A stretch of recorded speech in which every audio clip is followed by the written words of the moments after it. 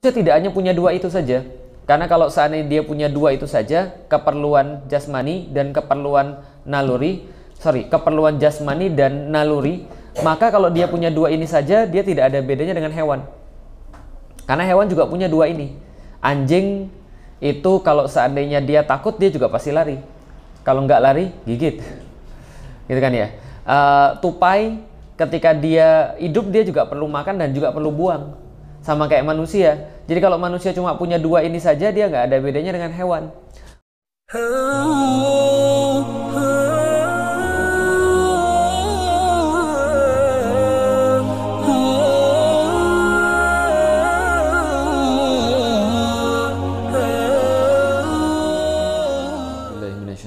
Bismillahirrahmanirrahim. Assalamualaikum warahmatullahi wabarakatuh.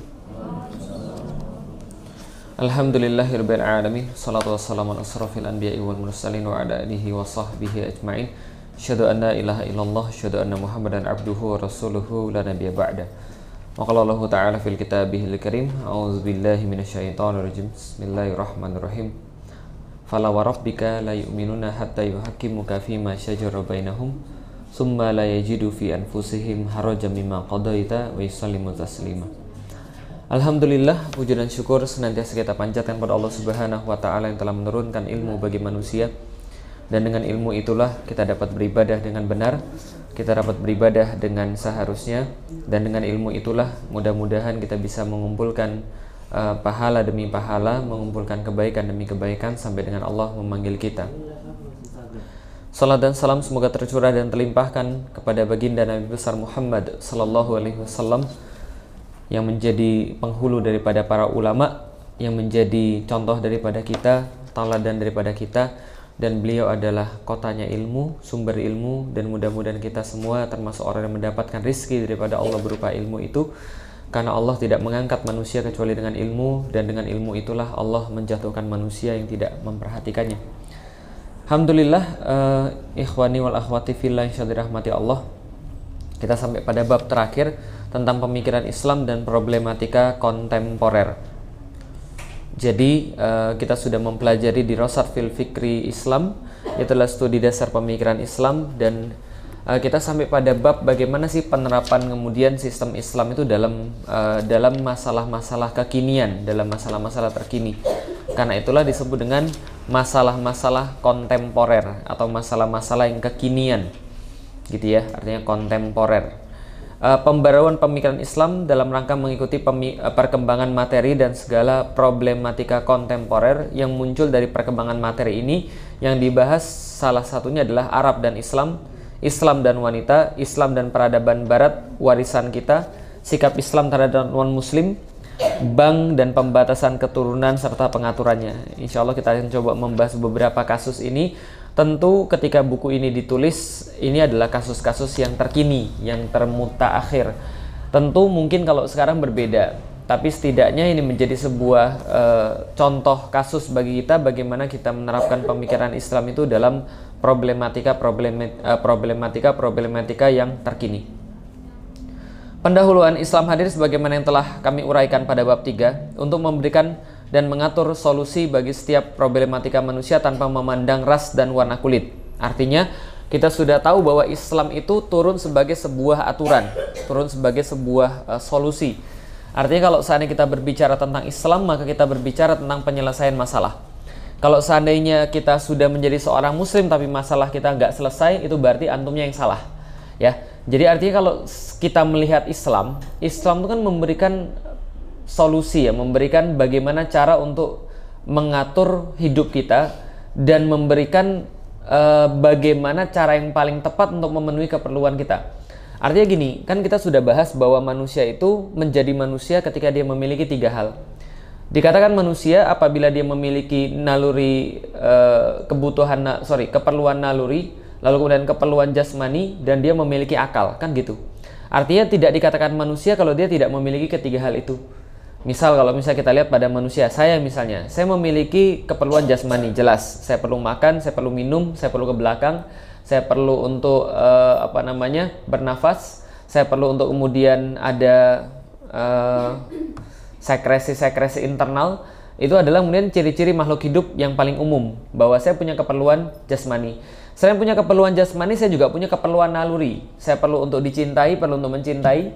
Saya perlu untuk merasa aman, entitas diri saya merasa aman. Saya perlu untuk menyembah sesuatu. Itu adalah keperluan naluri yang sudah kita bahas. Atau kalau di dalam bahasa Islamnya disebut dengan gorizah, atau kumpulan gorizah disebut dengan al-goroiz. Itu adalah manusia. Yang ketiga, manusia tidak hanya punya dua itu saja.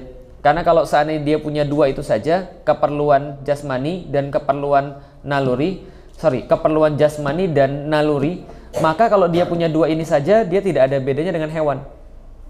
Karena hewan juga punya dua ini. Anjing itu kalau seandainya dia takut, dia juga pasti lari. Kalau nggak lari, gigit. Gitu kan ya. Tupai ketika dia hidup, dia juga perlu makan dan juga perlu buang.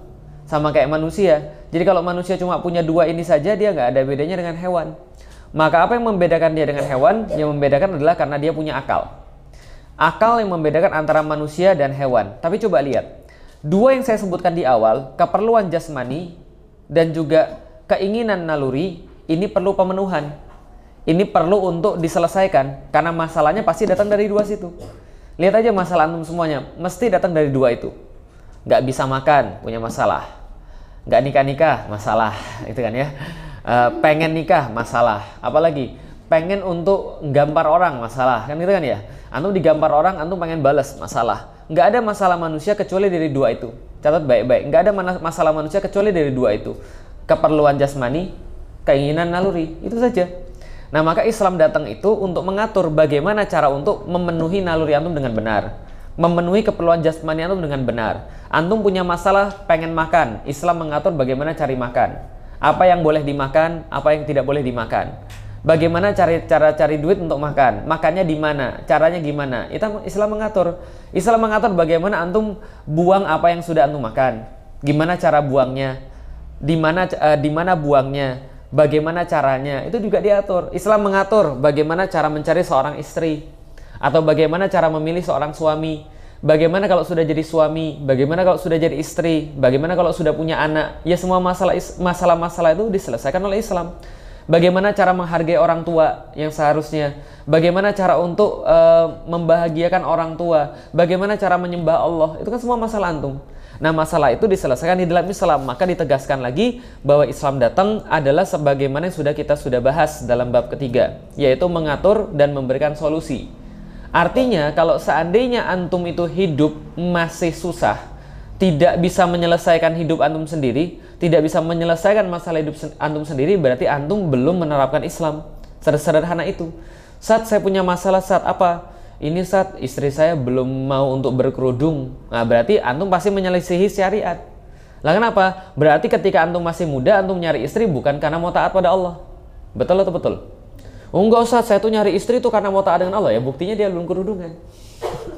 Nah, kalau antum memang pengen menikah karena Allah, ya pasti antum pengen istri antum kerudungan. Karena yang antum utamakan pasti yang taat pada Allah. Lah, tapi sekarang sudah terlanjur gimana? Ya makanya nasihati. Sampaikan kepada dia bagaimana kemudian Islam mengatur. Tapi dia belum mau untuk dinasihati. Ya berarti bisa jadi antum belum menjelaskan dengan benar. Balik lagi, antum belum paham tentang Islam. Artinya sekali lagi, kalau orang ada masalah, pasti itu adalah penyelewengan syariat. Pasti karena dia belum menerapkan syariat Allah. Saya ada masalah. Masalahnya apa? Utang saya belum kebayar-bayar ya. Siapa suruh antum utang dari awal? Itu pasti ada masalah. Oh, ini Ustaz karena kartu kredit. Nah, itu kan antum kan makanya gara-gara kartu kredit antum nggak ngerti bahwa Islam itu mengharamkan kartu kredit, antum ambil kartu kredit, kena debt trap. Sudah tahu kartu kredit memang dibuat untuk debt trap. Ya waktu kan saya belum tahu Ustaz, ya makanya bayar. Tapi saya nggak ada duit. Nah, makanya antum harus cari. Atau saya sudah cari sebisa-bisa tapi nggak bisa bayar. Nah, berarti antum belum ngerti bahwa ternyata Allah cuma membebankan yang paling maksimal buat antum. Lah kalau sudah maksimal masih nggak kebayar-bayar juga, ya bertakwalah pada Allah. Selesai kan? Nggak ada masalah toh. Gitu kan ya. Kalau antum punya masalah berarti antum belum menerapkan Islam secara total. Iya, Ustaz kan ngomongnya mudah, penerapannya susah. Iya, itulah karena itu dapat pahala. Kalau penerapannya mudah ya itu dapat rice cooker. Ya, makanya artinya kita juga tahu bahwa Islam itu datang memberikan solusi. Artinya ketika kita menjadi seorang muslim, mengkaji Islam, lantas justru tambah masalah, berarti antum masalah. Paham ya maksudnya ya? Jadi antum ngaji itu untuk nyelesain masalah. Antum ngaji itu untuk lebih bisa untuk mengatur hidup. Antum ngaji itu supaya hidup antum itu teratur, bener. Nah, kalau seandainya ngaji malah antum tambah parah, ya berarti ngaji antum ada yang salah. Ngaji terus kemudian malah musuhan sama yang lain. Ngaji malah sama temennya ribut. Ngaji malah utang nggak bayar. Nah, itu antum masalah. Jadi itu problem justru. Nah, ini adalah kalau orang ngaji itu dia justru memberikan solusi bagi dirinya sendiri dan memberikan solusi bagi orang lain. Dia tambah rajin, tambah sering baca buku, tambah bisa mengatur duit, tambah sabar dalam segala hal, tawakal pada Allah, bisa menyikapi masalah ketika dia mendapatkan masalah, nggak gumunan. Nah, itu kalau seandainya dia dia ngajinya betul gitu ya. Tanpa memandang warna ras dan warna kulit. Tanpa memandang kepada masa yang akan bergulir di masa yang akan datang ataupun tempat yang akan menjadi kehadiran Islam. Tidak. Islam merupakan agama yang sempurna dan menyeluruh untuk memberikan solusi kapanpun dan dimanapun sampai hari kiamat. Allah Subhanahu wa ta'ala berfirman, "Wa nazzalna 'alaikal kitaba tibyana likulli syai'." Sesungguhnya Allah menurunkan Al-Qur'an itu sebagai penjelas terhadap segala sesuatu. Artinya ini adalah yang Allah jamin di dalam Al-Quran, bahwa Al-Quran menjadi solusi terhadap segala sesuatu. Dan Allah juga sudah berfirman, "Al-yauma akmaltu lakum dinakum wa atmamtu alaikum ni'mati wa raditu lakumul Islam madinah." Dan pada hari ini telah aku sempurnakan bagimu, akmal paling sempurna, telah aku paling sempurnakan bagimu dinakum agamamu, wa atmam dan juga atmam itu adalah dipenuhi semuanya. Tamam itu artinya selesai, paling selesai. Islam itu paling sempurna dan paripurna, dan telah kami selesaikan bagi kalian, cukupkan bagi kalian, alaikum ni'mati, nikmat dari kami, wa raditu, dan kami telah ridho, kami sudah ridho, lakumul Islam, bagi kalian itu agama Islam, dinan, sebagai agama. Hal ini merupakan dalil yang tegas bahwa Islam hadir dengan kesempurnaannya. Kita tidak boleh, bahkan haram, setelah memahami ayat ini, untuk mengatakan atau meyakini bahwa ada peristiwa, ada kejadian, ataupun benda-benda yang tidak ada hukumnya di dalam Islam. Karena kenapa? Berarti menuduh Allah itu tidak menurunkan Islam secara sempurna. Mengatakan bahwa Islam hanya mengatur urusan-urusan ibadah dan tidak mengatur urusan pemerintahan, itu berarti menuduh Allah menurunkan Islam dengan tidak sempurna. Dan banyak sekarang ulama-ulama yang model begini. Inilah yang dikatakan ulama-ulama ulama-ulama yang jahat, ulama-ulama yang menyembunyikan fakta. Misalnya teman-teman melihat banyak di media sosial ada orang mengatakan la tattakhidul yahuda wan nasara auliya. Jangan menjadikan orang-orang Yahudi dan jangan menjadikan orang-orang Nasrani sebagai aulia misalnya. Jangan menjadikan orang-orang Yahudi dan Nasrani sebagai aulia. Aulia ulama sudah sepakat ini adalah pemimpin. Tapi ulama-ulama lalu kemudian menyampaikan, oh tidak, itu artinya tidak boleh mengangkat pemimpin dalam masalah agama itu orang-orang kafir. Ya iyalah, masa kita ngangkat orang non-muslim jadi imam sholat, itu kan gak masuk akal. Nah, tapi kalau mengatakan bahwa ini tidak berkaitan dengan kepemimpinan, itu pertama, salah kaprah bahasanya. Yang kedua, dia juga menuduh Allah, bahwa Allah menurunkan Islam yang tidak sempurna. Bagaimana mungkin Allah menurunkan aturan tentang masuk WC kaki mana, sementara nggak menurunkan aturan tentang pemimpin itu harus yang mana? Itu kan nggak masuk akal. Masuk WC harus kaki kanan, harus kaki kanan. Masuk WC harus kaki kiri, gitu kan ya? Kalau saya antum kaki kanan ya berarti antum tidak sunnah, gitu ya. Artinya itu diatur oleh Allah. Pakai baju tangan kanan duluan, bercermin ada doanya. Lalu bagaimana mungkin Allah mengatur hal sedetail itu? Masuk masjid ada doanya dengan kaki sebelah kanan, sedetail itu. Istinja tidak boleh dengan tangan kanan, dengan tangan kiri, gitu kan ya. Setelah itu kemudian dibersihkan. Sedetail itu diatur, tapi seandainya kita ngomong tentang pemerintahan, itu dibebaskan. Antum a'lamu bi umurid dunyakum. Antum sehat, gitu kan ya. Antum ngomong seperti itu, artinya masuk WC diatur, masa bernegara nggak diatur? Ini kan nggak mungkin. Itu menuduh Allah menurunkan Islam dengan sesuatu yang tidak sempurna, tidak mungkin, gitu kan ya. Lalu bagaimana? Bukannya aulia itu artinya macam-macam? Betul, artinya macam-macam, kan sudah saya jelasin berkali-kali bahwa aulia itu dalam bahasa Arab. Nah, kalau dalam bahasa Arab maka artikanlah dengan bahasa Arab. Dan kalau seandainya namanya bahasa apapun, nggak usah bahasa Arab, itu selalu ada dua makna. Makna etimologi sama makna terminologi, gitu kan ya. Kalau dalam bahasa Arab, etimologi itu namanya lughawi, kalau terminologi itu namanya istilahi. Artinya ada makna bahasa, ada makna terminologi, ada etimologi, ada terminologi. Contoh, makna bahasa itu adalah makna awal. Contoh, saya sedang mencangkul. Berarti ya mencangkul itu ya begitu.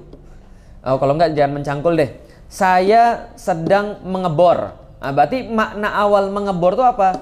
Yang melakukan kegiatan berputar-putar sehingga menimbulkan lubang, misalnya gitu kan ya. Itu ngebor. Tapi beda makna ini ketika digunakan dalam terminologi yang berbeda. Contoh misalnya, Pertamina melakukan pengeboran. Apa dia ngebor pakai begitu? Enggak kan ya? Terminologinya berbeda. Beda lagi terminologi dangdut. Gitu kan ya? Mbak itu melakukan ngebor gitu kan ya. Nah, berarti apa dia ngebor sampai keluar minyak gitu? Ya tergantung terminologi yang dipakai. Dan terminologi ini berbeda antara satu dengan yang lain. Tergantung disiplin ilmu yang sedang antum bicarakan. Maka antum berbicara tentang geografi, maka membahas tentang delta. Delta itu adalah sebuah daratan yang berbentuk segitiga di muara. Nggak ada yang lain. Dan kalau antum membahas tentang delta di fisika, maka delta adalah selisih antara S1 dengan S0. IPA atau IPS? S1 itu adalah posisi akhir, S0 adalah posisi awal. Maka delta adalah selisih antara S1 dan S0. Itu adalah tentang terminologi fisika, nggak ada yang lain. Nah, maka juga sama ketika membahas tentang aulia, antum mau bahas apa dulu? Makna lughawi, makna istilahi, atau makna syar'i? Kalau di dalam bahasa Arab, di dalam Islam ada tambahan satu lagi, makna syar'i. Artinya makna yang sudah ditentukan oleh Allah dan Rasulnya. Nah, maka berdasarkan makna lughawi, kata aulia itu berasal dari kata wali. Wali itu bisa berarti banyak. Bisa jadi kedekatan, bisa jadi perhatian, bisa jadi pengendalian, bisa jadi perlindungan, bisa jadi kecintaan. Banyak wali.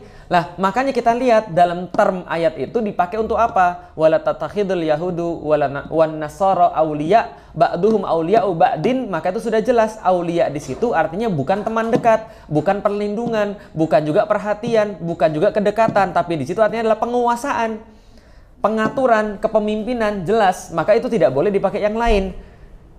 Tapi ada ayat yang lain. Ya, ayat lain beda lagi.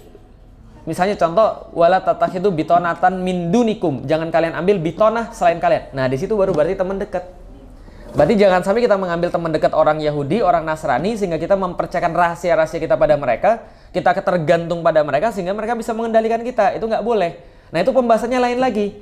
Tapi kalaupun mau dipaksakan, lah teman dekat aja nggak boleh, apalagi pemimpin, gitu kan ya. Oh beda, antum jangan pakai logika gitu. Nah, jawab aja, antum sehat. Gitu kan ya. Jadi ya nggak bisa begitu. Islam itu kan mengatur segala-galanya. Nah, artinya hal ini menjadi haram, bahkan tidak boleh kita mengatakan bahwa Islam tidak mengatur segala macam. Tidak ada hukumnya dalam Islam, tidak boleh. Seandainya kita tidak menemukan hukumnya, maka sebenarnya kelemahan itu ada pada diri kita, bukan pada Islam. Oleh karena itu, wajib mengerahkan segenap daya upaya untuk menggali hukum syara terhadap setiap permasalahan baru. Hal ini dilakukan dengan cara menyempurnakan syarat-syarat ijtihad, yakni 1. Penguasaan terhadap berbagai pengetahuan yang berkenaan dengan syariat. Itu yang pertama. 2. Bahasa Arab. Yang ketiga, pemahaman terhadap persoalan atau fakta yang hendak diberikan status hukumnya. Yang pertama maksudnya apa? Penguasaan terhadap berbagai pengetahuan yang berkaitan dengan syariat. Maksudnya ilmu-ilmu agama atau thaqafah. Thaqafah ini misalnya seperti apa? Ya banyak. Tentang tauhid, tentang syariat, ilmu fikih, ilmu usul, ilmu ya banyak lah gitu kan ya. Nah, lalu bahasa Arab apa? Nahwu shorof gitu kan ya, balaghah, lalu kemudian dan sebagainya. Ini adalah tentang masalah bahasa Arab. Yang ketiga, pemahaman terhadap fakta. Menguasai hukum saja, menguasai ilmu saja itu tidak cukup kalau kita tidak memahami faktanya. Kalau faktanya kita memahami, barulah kita bisa memberikan satu hukum tentangnya. Contoh misalnya, orang yang tidak peka, orang yang tidak cermat dalam memahami fakta, pasti hukumnya akan menjadi berbeda. Misal, ya walaupun ini ada perbedaan pendapat ya. Contoh misalnya, demokrasi misalnya. Kalau antum gagal untuk mendefinisikan demokrasi, hukumnya nanti jadi berbeda. Maka kita definisikan dulu demokrasi ini apa. Contoh misalnya, kalau kita lihat praktek demokrasi sekarang, demokrasi itu bukan pemilu. Karena kalau orang salah memahami bahwa demokrasi adalah pemilu, nanti mereka protes. Lah kenapa demokrasi diharamkan? Kan demokrasi cuma memilih. Nah, kalau cuma memahami begini, ya akhirnya mereka salah memahami hukumnya juga. Tapi kalau kita memahami demokrasi adalah sebuah cara untuk orang menentukan benar dan salah selain Allah, maka sudah jelas hukumnya. Paham nggak maksudnya kira-kira? Oke, kalau gitu kita lihat sejarahnya demokrasi. Sejarah demokrasi sudah saya samain berkali-kali. Orang Yunani itu kan mereka kan ada orang-orang dan di polis-polis. Polis itu artinya kota. Ada polis Sparta, ada polis Athena, ada polis-polis yang lain. Maka di polis-polis itu mereka punya hukum sendiri. Polis Sparta beda dengan polis Athena. Orang-orang Athena lebih bijak. Mereka tidak menyelesaikan segala sesuatu dengan perang. Sparta tidak. Mereka kalau ada hajar, ada gampar, ada gibas. Ya, itu polis Sparta begitu. Makanya kalau kita lihat film Spartan kan begitu. Kan ya, ada orang nyuruh-nyerah, this is Sparta, ditendang masuk dalam lubang kan ya. Lah kenapa? Karena dia bilang ini adalah Sparta bukan Athena. Kalau Athena kamu mau nyelesain masalah kamu bisa ngomong, di sini nggak bisa. Di sini kalau kamu nyelesain masalah, otot mana yang lebih kuat. Maka di Sparta aturannya beda dengan di Athena. Di Athena itu kemudian mereka menyelesaikan segala sesuatu dengan rapat. Maka mereka menemukan metode demokrasi itu. Gimana cara menentukan satu benar dan satu salah? Bagaimana cara menentukan membunuh orang itu hukumannya apa? Bagaimana cara menentukan memperkosa orang itu hukumannya apa? Dan kalau suka sama suka hukumnya gimana? Mereka berkumpul di satu tempat, di alun-alunnya itu. Mereka berkumpul di alun-alunnya itu, kemudian mereka memutuskan, bro, kita semua sekarang berkumpul di sini, kita sepakati menurut apa yang kita anggap baik. Berarti menurut Anda membunuh orang itu baik atau jahat? Oh baik, jahat. Ya udah kalau gitu baik. Kan gitu kan ya? Oh enggak, jahat, baik. Ya udah kalau gitu jahat. Itu dari awal situ munculnya demokrasi. Bertambah banyak orang-orangnya, bertambah banyak kemudian penduduknya, maka mereka bilang kita nggak bisa ngumpul bareng lagi. Lah kenapa? Kalau kemarin cuma ada 1000 orang masih bisa ngumpul bareng, ngerapatin bareng setahun sekali untuk hukum kita, misalnya. Tapi kalau sekarang kita sudah punya 100.000 orang, bro. Gimana caranya ngumpulin 100.000 orang? Belum ada mic pula. Terus gimana caranya? Ya sudah gini aja, 10 orang diwakili satu, enak toh? Kalau 10 orang diwakili satu, berarti kita cuma punya 10.000 orang, harus dikumpulin. Wah nggak bisa lagi. 10.000 orang tetap gede juga. Ya sudah 100 orang satu. 100 orang diwakilkan satu. Nanti satu orang itu ngajak orang rapat 100 orang itu untuk memutuskan yang kita mau bahas apa dan nanti kita apa suaranya. Nanti saya akan wakili kamu untuk menyuarakan kamu di rapat itu. Muncullah sistem perwakilan. Paham sampai di sini? Parlemen. Parlemen sekarang zaman dulu namanya senat. Saya senat dari 100 orang itu. Saya senat dari 100 orang itu. Saya senat di wilayah itu. Saya senat di wilayah itu. Dulu begitu, ada namanya senator. Nah, senator-senator ngumpul untuk membicarakan satu problem. Bro, jadi gimana bro? Kalau seandainya kita gladiator, kita gladiatornya orang lawan hewan atau orang lawan orang. Nah, itu diputuskan di situ. Nah, dari situ muncul demokrasi. Karena mereka nggak punya Allah. Mereka nggak punya Tuhan. Yang mereka tahu adalah kami lebih tahu tentang urusan kami daripada Tuhan. Maka kami memutuskan urusan kami sendiri. Dari situ muncul demokrasi. Jadi demokrasi itu apa? Menentukan benar dan salah. Menentukan baik dan buruk ya dengan otaknya manusia. Itu adalah demokrasi. Nah, sekarang kalau kita lihat demokrasi begitu, maka hukumnya sudah jelas. Demokrasi haram. Lah kenapa haram? Karena tidak memakai hukum Allah.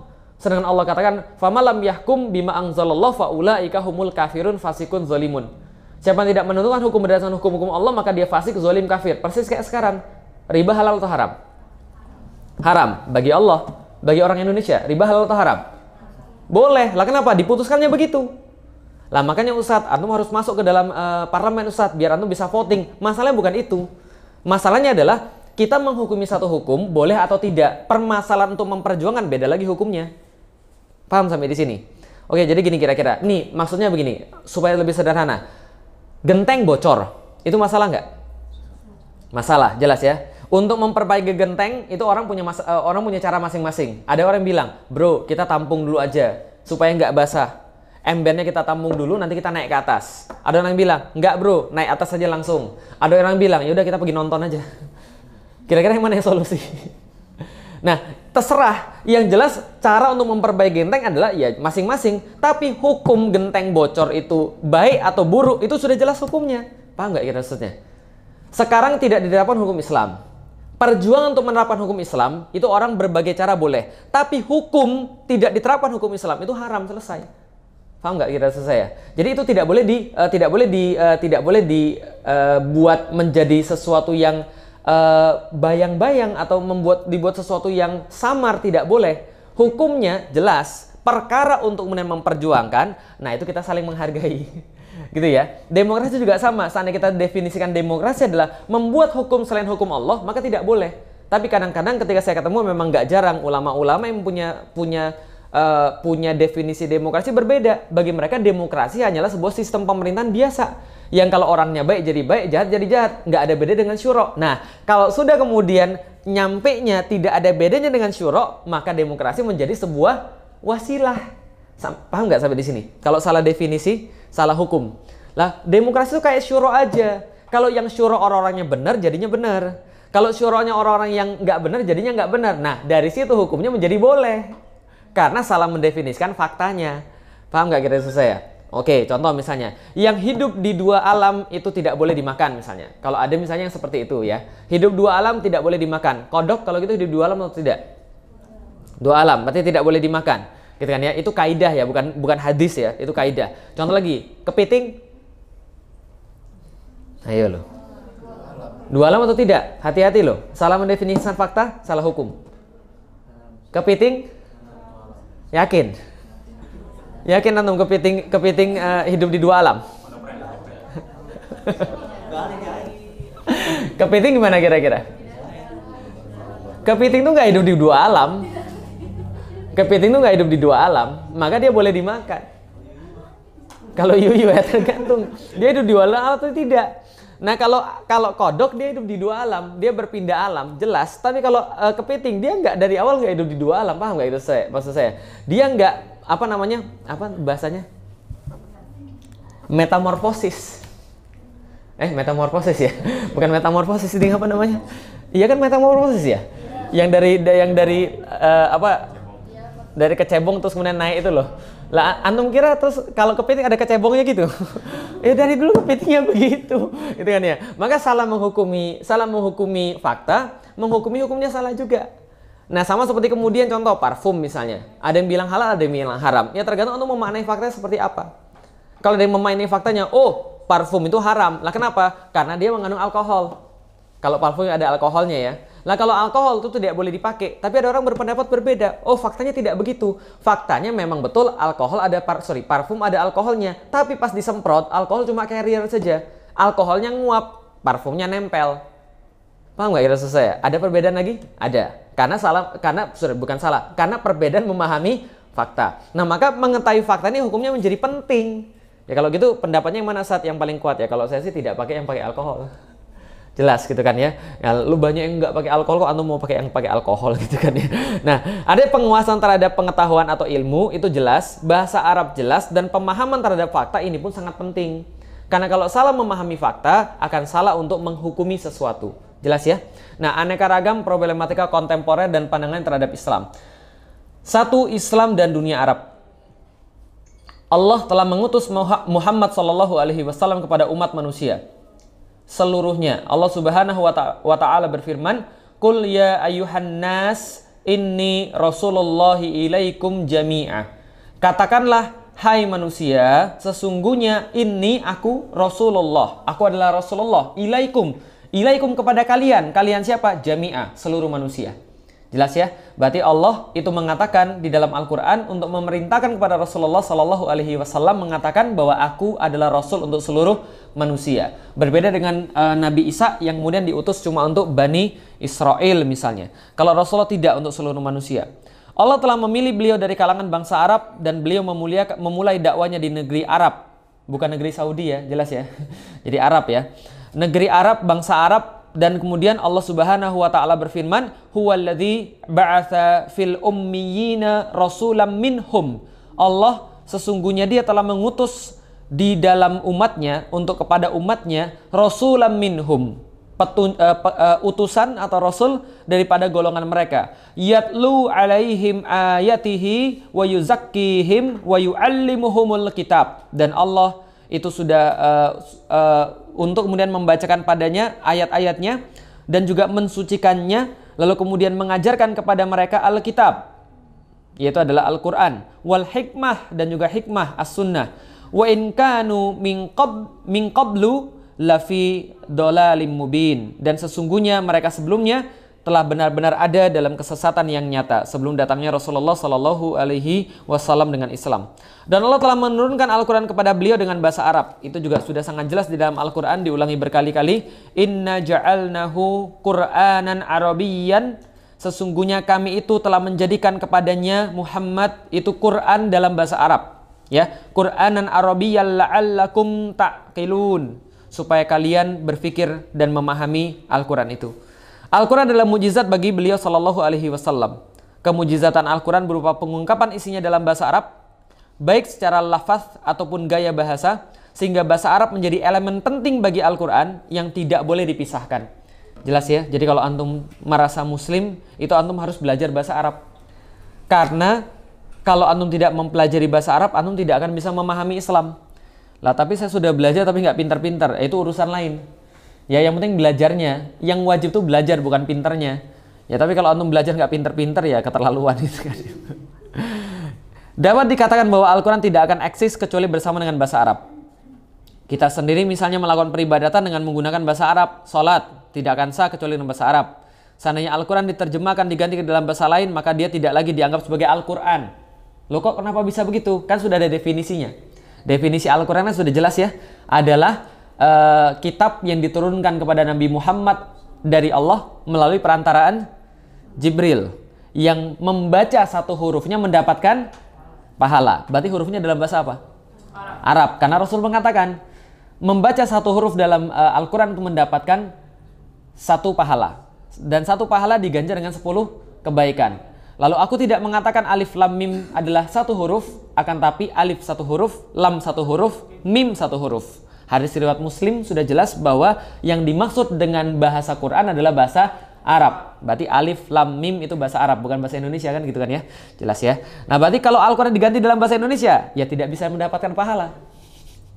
Alif lam mim zalikal kitabu la raiba fihi hudal lil muttaqin. Kitab ini tidak ada keraguan di dalamnya, merupakan petunjuk bagi orang yang bertakwa. Antum baca gitu nggak dapat pahala.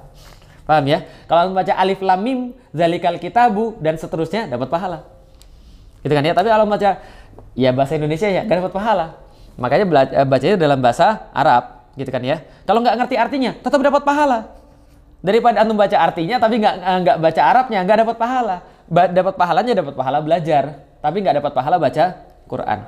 Gitu ya. Artinya dia tidak lagi dianggap Al-Quran, karena Al-Quran itu adalah Arabiyun dalam bahasa Arab. Salat pun tidak sah apabila menggunakan bahasa terjemahan, apalagi Allahu Akbar, Allah Maha Besar, nggak bisa. Di samping itu bahasa Arab merupakan bahasa resmi negara Islam. Imam Syafi'i pernah mengatakan, Innallaha farada ala jami'il umami ta'allamal lisanil arabi bit taba'.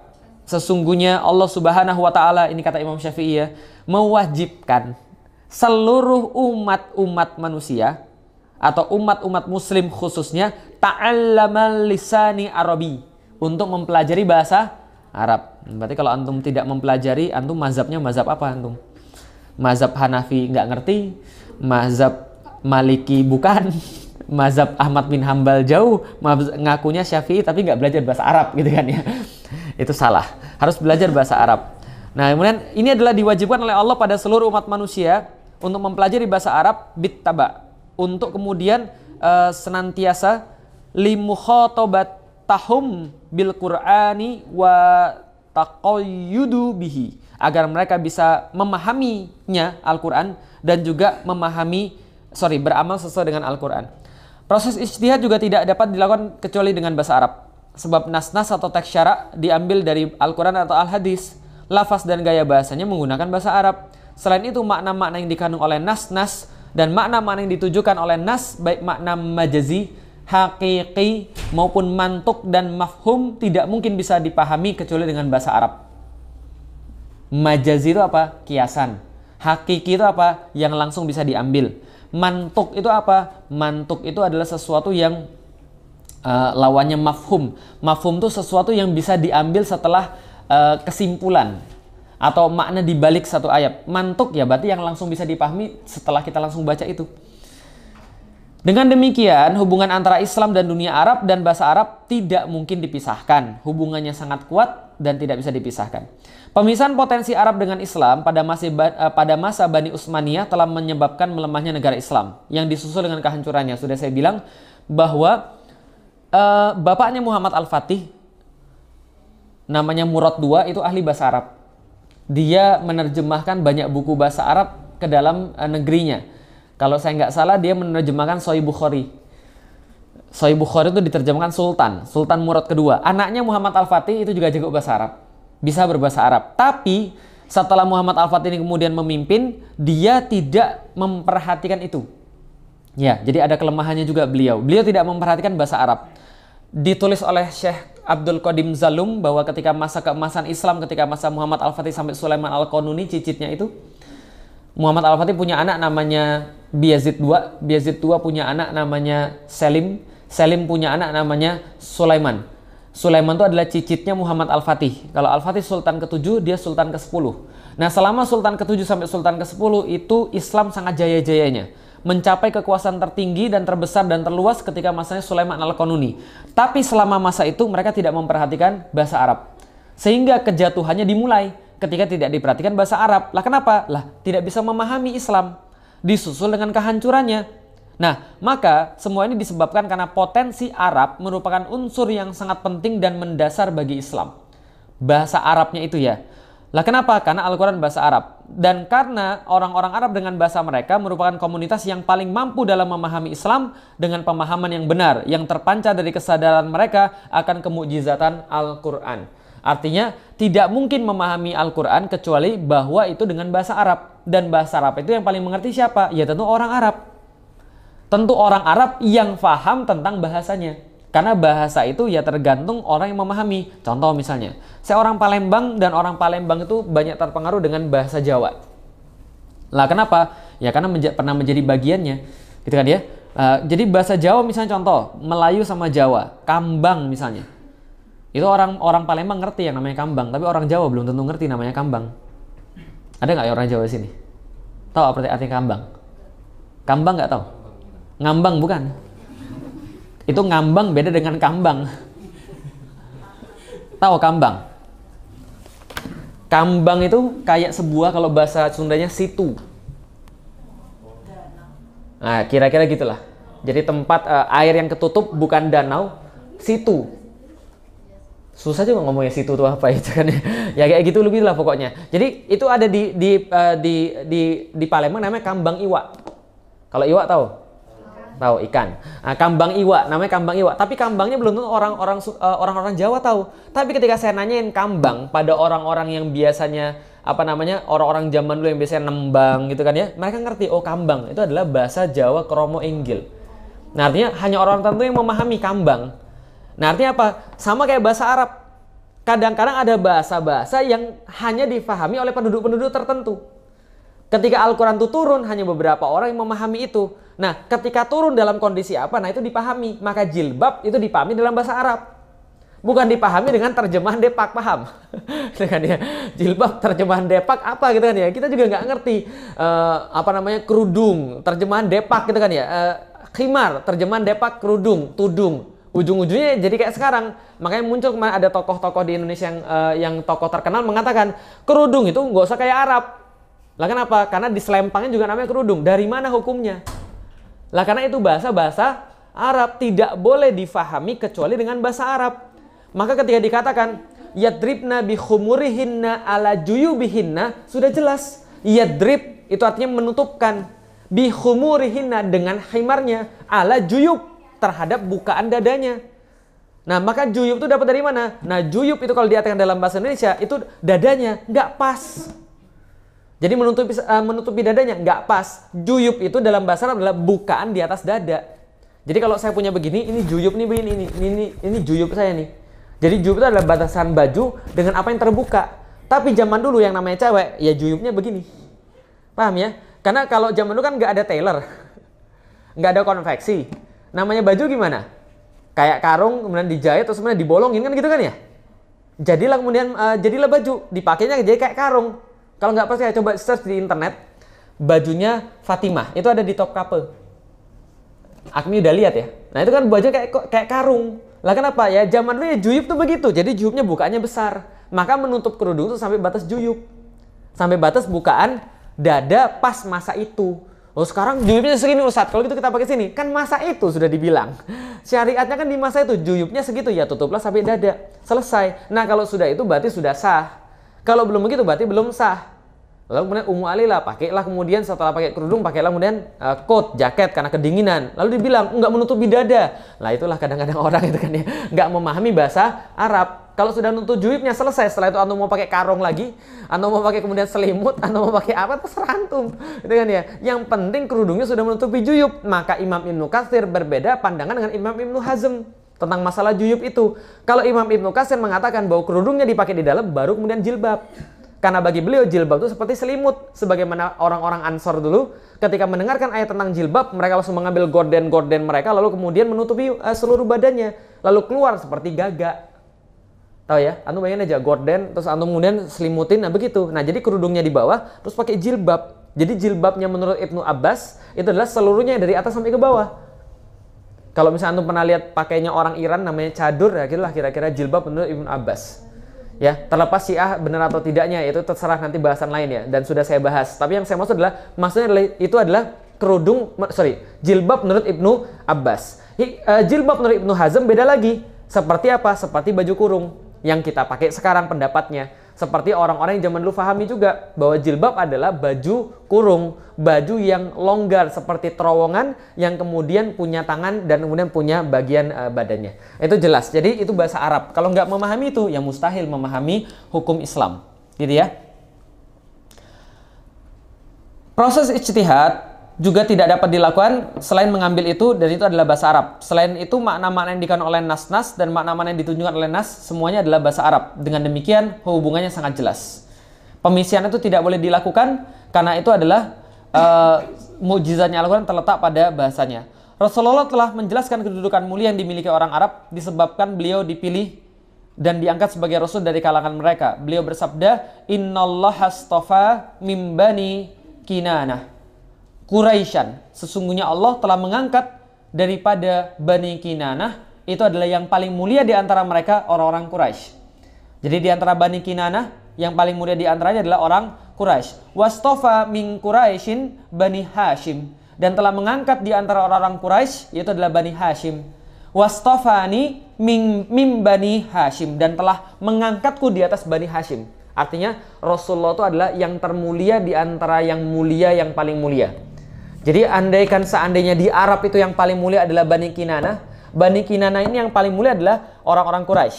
Di antara orang-orang Quraisy yang paling tinggi kedudukannya adalah Bani Hashim. Di antara Bani Hashim yang paling tinggi kedudukannya adalah Rasulullah Muhammad. Dan Imam Syafi'i itu bersambung keturunannya pada kakeknya Nabi Muhammad. Makanya beliau jenius ya. Jadi artinya dia Quraisy Hashim pula. Tapi tidak lebih mulia daripada Rasulullah karena Rasulullah diangkat di antara Bani Hashim. Orang-orang Arab adalah orang-orang yang mengemban Islam kepada bangsa-bangsa lain seperti Irak, Syam, dan wilayah-wilayah lainnya. Mereka senantiasa mengerahkan segenap tenaga untuk berjuang di jalan Allah dan rela mengorbankan nyawa mereka yang telah digambarkan di dalam Al-Quran. Allah Subhanahu wa Ta'ala berfirman, "Minal mu'minina rijalun sadaqu ma ahadallaha alaihi." Di antara orang-orang mukmin ada rijal, ada orang-orang, ada laki-laki dan wanita yang mereka senantiasa menaati atau membenarkan janji mereka pada Allah. Wa minhum man qada nahbah wa minhum may yantazir. Dalam ayat selanjutnya, di antara mereka ada yang Allah wafatkan sesuai dengan janji mereka, di antara mereka ada yang menunggu-nunggu kapan mereka diwafatkan oleh Allah. Yang jelas mereka sudah bersumpah pada Allah bahwa mereka akan mati di jalan Allah. Hingga kini orang-orang Arab secara keseluruhan merupakan orang-orang yang paling memahami pemikiran-pemikiran dan hukum-hukum Islam dibandingkan umat yang lainnya. Jangan iri, memang begitu. Nah, kenapa? Ya karena mereka orang Arab. Ya kalau antum kan misalnya contoh, antum kalau mau belajar harus pakai pengantar. Pengantarnya bahasa Arab. Lah mereka lahir sudah bisa bahasa Arab kok. Jadi artinya mereka harusnya lebih memahami yang harusnya lebih memahami Islam. Contohnya apa? Orang-orang di Syam itu jelas lebih memahami Islam. Orang-orang di Jazirah itu jelas mereka lebih memahami Islam. Kenapa? Karena bahasa mereka bahasa Arab. Kecuali kalau orang-orang kita sudah bisa berbahasa Arab, bisa jadi justru kita ngajarin mereka. Siapa? Khatib Al-Minangkabawi itu ngajar bahasa Arab di Mekah. Asik ya? Keren ya? Ngajar bahasa Arab di Mekah. Antum ngajar bahasa Indonesia juga nggak bisa gitu kan. Nah, dia ngajarin orang Arab bahasa Arab, mengimami orang-orang Arab, Khatib Minangkabawi. Gitu kan ya? Pengaruh Islam terhadap bangsa Arab. Allah Subhanahu wa Ta'ala telah mengentaskan bangsa Arab dari kegelapan menuju cahaya. Allah Subhanahu wa Ta'ala juga membebaskan mereka dari penyembahan terhadap patung kepada penyembahan terhadap Allah semata. Islam telah mengangkat taraf berpikir bangsa Arab setelah sebelumnya mereka mempercayai pengundian nasib, anak panah, ramalan, serta sebagian cerita khurafat atau bohong, dan ucapan-ucapan dukun, yang kemudian mereka mempercayai kaidah kausalitas as-sababiyah, dan mereka tidak mempercayai sesuatu kecuali setelah meyakini keberadaannya. Jadi Islam tuh buat pinter, Islam tuh buat antum jadi jenius, Islam tuh buat antum jadi realistis, ya. Jadi kalau antum ada jerawat gitu kan ya, jangan pergi ke dukun, jangan minta wiridan, paham? Ya. Ya pergi sana ke dokter gitu kan ya. Kalau misalnya antum misalnya lagi mau ujian ya, jangan minta wiridan gitu kan ya. Islam sudah menghapuskan perkara begitu, ya belajar gitu kan ya. Perkara minta doa pada orang tua itu perkara berbeda, sebab akibat tetap harus dilakukan. Makanya Rasulullah Shallallahu Alaihi Wasallam walaupun Nabi, beliau tidak berwirid saja ketika mau perang, tapi bikin baju zirah, bikin strategi, pakai baju zirah 2 lapis, ngasah pedang, paham? Bukan hanya berwirid, ya Allah kalau engkau menginginkan pedang ini nebas orang, walaupun ini kayu dia bisa nebas orang, nggak gitu ceritanya. Nggak nyari ilmu kebal, paham teman-teman sekalian? Dan ya, tapi memang memahami bahwa ada kausalitas sebab akibat, bangun parit gitu kan ya, nyari manjanik gitu kan ya, mengatur soft para sahabat, menyuruh 40 pemanah untuk ke bukit rumah, lalu kemudian Rasul juga giginya lepas gitu kan ya. Jadi kalau seandainya kebal itu disyariatkan oleh Rasulullah, Rasul udah pasti minta kebal duluan. Paham antum? Tapi Rasul minta kebal atau enggak? Enggak. Ya, gigi Rasul patah kok. Gitu kan ya. Jadi antum enggak perlu ya lihat nih. Enggak perlu gitu. Saya tuh bingung gitu kan ya. Ya artinya ya di dalam Islam tuh ya kita justru diajarkan bahwa kalau hidup-hiduplah karena Allah, kalau mati-matilah karena Allah. Gitu ya. Jadi nggak usah antum tuh harus hidup terus. Ingat bahwa syaitan itu menggoda Adam dan Hawa dengan menjanjikan keabadian pada Adam dan Hawa. Akhirnya gara-gara mereka ngiler dengan keabadian, mereka melanggar perintah Allah. Ya, jadi hati-hati dengan yang menawarkan keabadian, anti penuaan gitu kan ya, nggak mati-mati. Nggak usah lah gitu kan ya. Terima saja gitu kan ya. Artinya ya Islam itu mengajarkan kaidah as-sababiyah. Kaidah sababiyah itu begini, nggak berbeda antara antum dan orang yang lain. Kalau antum berbuat ini hasilnya begini, itu Islam. Jadi tidak berbeda, antum tuh tidak dikecualikan gitu loh maksudnya. Kaidah sababiyah itu gini, kalau ada orang belajar, dia pintar. Kalau mau pintar ya belajarlah. Bukan berarti karena antum ulama lantas antum laduni, nggak gitu. Gitu kan ya. Perkara kemudian Allah memberikan rizki pemahaman yang lebih kepada antum yang sama-sama belajar, dan ada orang yang lain yang nggak mendapat, itu baru rezeki Allah, benar. Tapi belajarnya harus, paham nggak di sini maksudnya? Jadi prosesnya itu harus dilaksanakan, bukan berarti karena antum anak kiai, antum gak usah belajar. Gitu kan ya, paham ya kira saya? Ini kaidah sebab akibat tuh gini. Semua yang berbuat ini hasilnya begini, itu pasti. Itu kaidah sebab akibat. Islam telah membentuk ikatan ideologis yang ada pada diri mereka, yakni ikatan ukhuwah Islam, tidak yang lain. Allah Subhanahu wa taala berfirman, "Innamal mu'minuna ikhwah." Sesungguhnya kaum mukmin itu bersaudara. Setelah sebelumnya mereka diliputi oleh fanatisme kesukuan.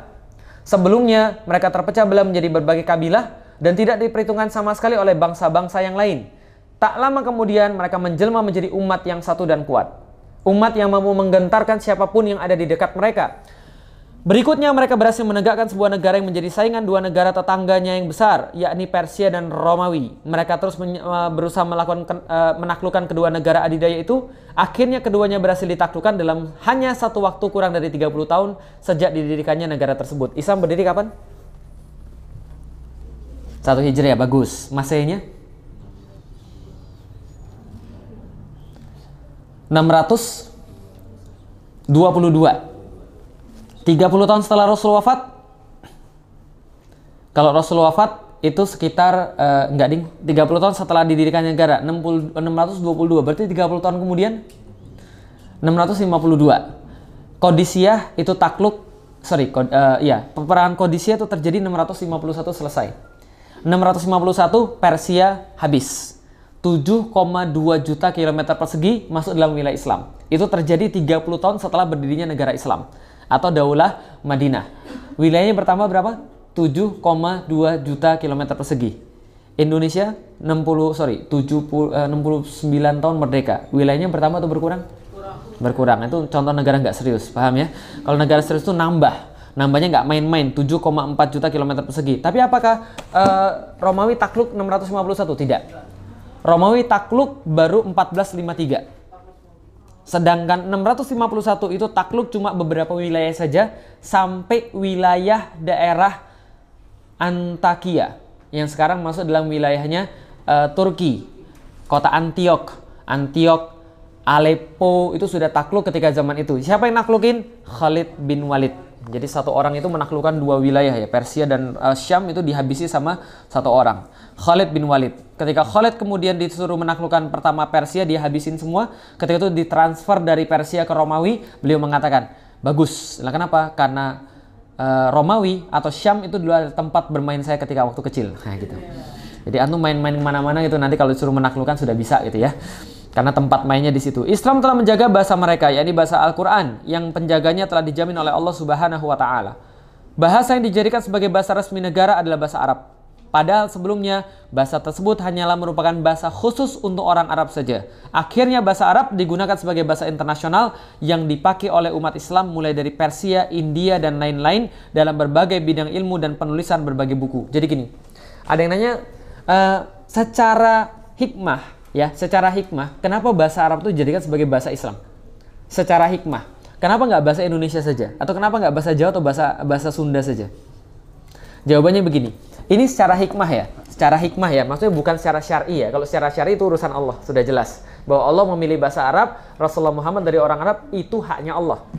Dan kita nggak boleh mempertanyakan. Tapi kalau menjelaskan hikmahnya, kira-kira hikmahnya begini. Ternyata bahasa itu adalah ibunya ilmu. Ya, jadi bahasa itu adalah ibunya ilmu. Artinya, antum tidak akan punya ilmu tanpa punya bahasa. Karena orang zaman dulu berkata bahwa peradaban manusia itu dibentuk, peradaban manusia itu ada semenjak ada bahasa. Perbedaan antara Homo sapien sama antum, gitu kan ya. Nah, tapi kan kita katanya Homo sapien juga. Ya, zaman-zaman bukan Homo sapien kalau gitu. Homo Neanderthal gitu kan ya. Apalagi misalnya yang wajahnya kayak monyet itu loh. Homo erectus, Homo apalagi Homo itulah pokoknya. Pokoknya yang manusia purba itu. Dan antum bedanya apa? Mereka nggak punya peradaban, sedangkan antum punya peradaban. Kapan mulanya manusia punya peradaban? Ketika manusia mengenal yang namanya bahasa.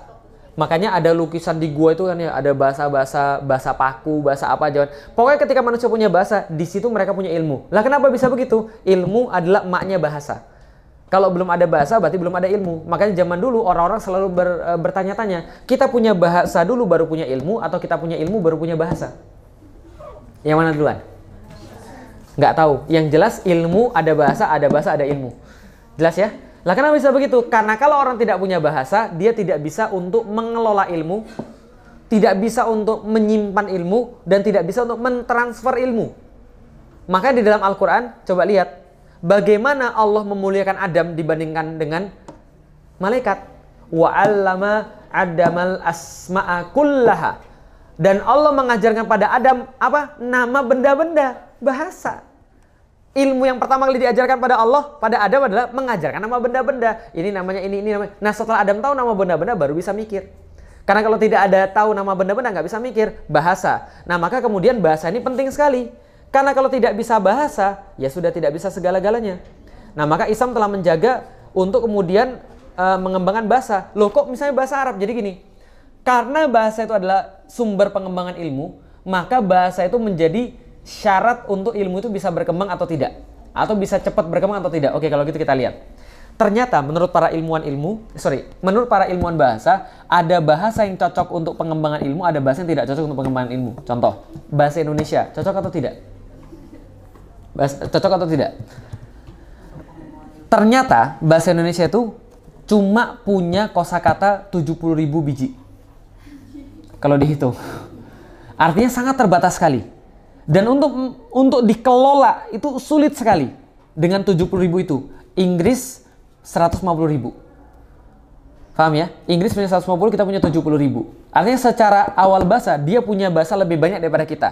Karena itulah orang Jawa yang punya lebih banyak bahasa daripada bahasa Indonesia, itu banyak diserap oleh bahasa Indonesia. Karena kalau nggak ada bahasa Jawa, itu agak susah juga menggambarkan bahasa Indonesia. Contoh, grundel. Bahasa Indonesia apa? Pekok. Bahasa Indonesia apa? Tolol bahasa Indonesia. Enggak juga sih sebenarnya, enggak tolol juga. Tolol ada bahasanya sendiri. Gitu kan ya. Ada lagi misalnya contoh, orang Sunda itu punya banyak bahasa untuk jatuh. jatuh 1 kaki, jatuh 2 kaki, tersungkur, jatuh sampai terjembab dan sebagainya, itu bahasanya beda-beda. Saya nggak tahu, tapi pokoknya ketika saya disampaikan, saya pikir orang Sunda nih stres gitu kan ya. Untuk jatuh aja mereka punya bahasa banyak sekali. Gitu kan ya. Artinya ini kekayaan bahasa Sunda, Jawa daripada bahasa Indonesia. Sedangkan bahasa Indonesia cuma 1, jatuh gitu aja. Bahasa Inggris untuk mengatakan sesuatu itu bagus, awesome, magnificent, good, amazing, segala macam banyak. Bahasa Indonesia bagus, gitu kan ya, keren, gitu kan ya. Lah itu cuma itu saja, outstanding, gitu kan ya. Nah itu adalah bahasa Indonesia, bahasa Inggris beda. Nah untuk mengembangkan ilmu dengan bahasa Indonesia agak terbatas. Sedangkan bahasa Arab banyak sekali. 1 kata itu bisa diturunkan menjadi 7. Gitu kan ya, kemudian diturunkan lagi menjadi beberapa lagi, padahal dari 1 kata. Resiprokal, saling, itu ada tambahan lagi. Kalau 1 orang ini ada tambahan lagi, segala macam ada tambahan lagi, dan itu bisa menyerap segala sesuatu yang lain dan bisa dikembangkan lagi. Ada nahu sorofnya kan gitu kan ya. Kata bayak tubuh kitaban wa huwa katibun wa dzaka maktubun uktub la taktub maktabun miktabun kan gitu kan ya. Terus ditambahin lagi. Itu baru kataba. Belum aktaba. Belum yang lain lagi, kataba, belum begitu. Nanti beda-beda lagi sorofnya. Nah itu ada berbeda-beda, padahal cuma 1 huruf. 3, kataba. Belum yang 4, stres lagi menurunnya gitu kan ya. Fa'lala yufa'lilu fa'lalatan dan sebagainya. Susah lagi. Bukan susah, banyak lagi. Nah itu artinya pengembangannya akan lebih mungkin daripada bahasa Indonesia. Nah itu salah satu hikmah kenapa bahasa Arab yang diambil. Oke, alhamdulillah sudah jam 9. Jadi ini adalah tentang masalah-masalah terkini. Kita masih punya pembahasan tentang tanggung jawab bahasa Arab terhadap bangsa Arab terhadap Islam. Kita selesaikan saja mungkin ya, karena 5 menit saja. Saat ini umat Islam tengah berharap pada bangsa Arab untuk mengembalikan kemuliaan, kehormatan, dan kekuatan umat Islam. Terlihat di Indonesia harapannya ketika Raja Salman datang kayak apa gitu kan ya. Alhamdulillah kita memandang baik harapan itu. Alhamdulillah setidaknya orang-orang Islam berharap bahwa Islam itu akan ditegakkan. Semua ini bisa diraih bila mereka bisa menjadi pemegang kendali untuk melanjutkan kehidupan Islam dengan menegakkan daulah Islamiyah. Bangsa Arab adalah orang yang paling memahami Islam. Mereka yang paling memiliki kemampuan di antara manusia untuk memikul tanggung jawab ini. Yang dahulu mereka pernah memikul tugas ini. Orang-orang Arab dibandingkan yang lainnya memahami bahwa tidak ada kemuliaan dan kekuatan kecuali dengan Islam. Islam yang telah mempersatukan mereka setelah terpecah belah. Islam yang menjadikan sejarah mereka cemerlang setelah sebelumnya kocar-kacir. Islam itu menjadikan orang-orang Arab memahami bahwa ketika mereka menjadi lemah dan terpecah menjadi banyak institusi setelah mereka meninggalkan Islam sebagai sebuah sistem dan sebuah acuan kehidupan. Juga mereka mengadopsi hukum-hukum positif dari timur dan barat. Akhirnya mereka menjadi pengekor saja. Padahal dulu mereka memimpin. Padahal mereka dulunya memimpin, sekarang mereka menjadi bangsa tertindas. Padahal mereka sebelumnya ada bangsa penguasa. Oleh karena itu dalam rangka mengambil alih kembali kedudukan mereka, mereka harus kembali pada Islam dan menempuh metode yang dahulu pernah mereka temu bersama Rasulullah SAW. Bila mereka menempuh upaya-upaya semacam ini, mereka berhak mendapatkan janji Allah di mana janji ini pernah diberikan kepada generasi sebelumnya.